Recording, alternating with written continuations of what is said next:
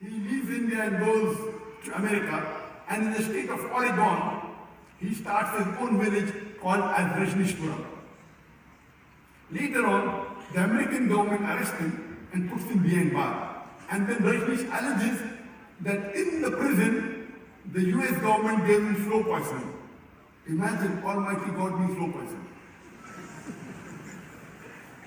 Later on, he's deported, he comes back to India, and in the city of Pune, he starts this new center called as Osho Kabul. And when you go to Osho Kabul, you will find on his samadhi mentioned there. Bhagwan Rajneesh, never born, never died, but visited the earth from the 11th of December 1931 to the 30th of January 1990. They forgot to mention on his samadhi that he visited the earth. He was not given visas to more than 30 different countries of the world. Imagine Almighty God coming to this world to visit the world, and he requires visa to go to different countries. And the last test, وَلَمْ يَكُنْ لَهُ كُفُوًا أَحَدٌ. There's nothing like him. It's so stringent that no one besides Allah can pass. The moment you can compare God to anyone in this world, He's not God.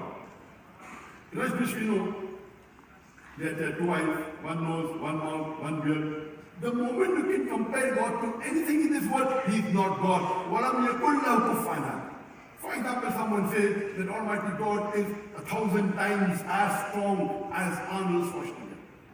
You may have heard the name of Arnold Schwarzenegger, the person who got the title Mr. Universe, the strongest man in the world. The moment you can compare God to anything in this world, whether it be Arnold Schwarzenegger, whether it be Dara Singh, whether it be King Kong, the moment you can, whether it's 1,000 times or 1,000,000 times, the moment you can compare Allah to anyone in this world, He's not Allah, He's not God. وَلَمْ يَكُنْ لَهُ كُفُوًا أَحَدٌ. There's nothing like Him.